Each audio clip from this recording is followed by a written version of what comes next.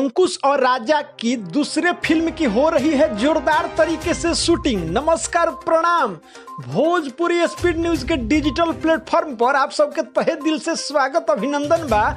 जी हाँ, बता देहल चाहते हैं भोजपुरिया जान कि भोजपुरी इंडस्ट्री के दूगो भाई यानी दूगो ऐसा कलाकार जवन भोजपुरी इंडस्ट्री में एगो अलग अपन रुतबा कायम कइले बालो, अपन अलग जलवा बिखेरा लो। जी हाँ, अरोड़ा सही सुन रहल बानी, हम अंकुश और राजा के ही बात कर रहल बानी। तो जी हाँ, बता देहल चाहत हई कि अंकुश राजा के दूसरका फिल्म के शूटिंग कंप्लीट होखे के कगार पर बा। जी हाँ, जौना के फुटेज रौरा लोग के देखे के वीडियो के माध्यम से मिलता। तो जी हाँ, बता देहल चाहत हई कि अंकुश राजा के दूसरका फिल्म के नाम का बा। ओकरा पहिले रौरा सब से एगो निहोरा करतनी कि ये वीडियो में अंत तक बन रहे और साथे साथे ये यूट्यूब चैनल परिवार यानी कि भोजपुरी स्पीड न्यूज के यूट्यूब चैनल के सब्सक्राइब करके जल्द से जल्द 1000 प्लस सब्सक्राइब पूरा करी और साथे साथे फेसबुक पेज पर न्यूज देखतानी तो फटाफट फेसबुक पेज के भी फॉलो कर दी। जी हाँ, देर ना करते हुए खबर के तरफ लेके चलतनी। तो बता देहल चाहते हैं कि अंकुश राजा के फिल्म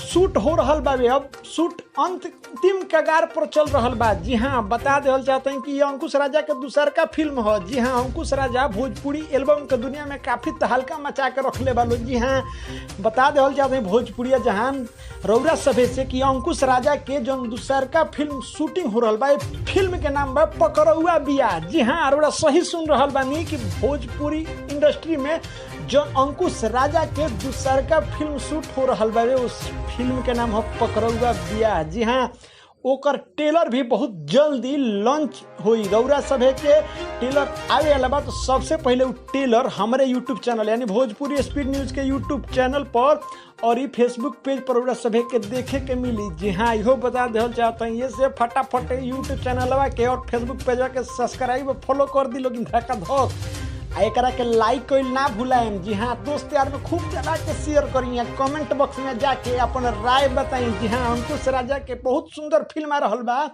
जना फिल्म के नाम बा पकड़ौआ बिया। जी हाँ, रौरा सभे के बता देहल चाहते हैं भोजपुरिया जहान। तो ऐसा ही ताजा तरीन खबर न्यूज जाने सुने खातिर रौरा लोगिन अपन आशीर्वाद प्यार ये भोजपुरी स्पीड न्यूज के डिजिटल परिवार पर बना के रखी। जी हाँ, और अब हम रौरा सभे चले तनी विदा और साथे साथे एगो आग्रह जरूर करतनी कि रौरा सभे जल्दी से जल्दी ये यूट्यूब परिवार के 1000 प्लस सब्सक्राइबर करवाई सभे। जी हाँ, ताकि रौरा लोग के बीच में हम फेस वीडियो लेके भी जल्दी आई। जी हाँ, रौरा लोगिन से हम आग्रह करतनी। जय हिंद, जय भोजपुरी।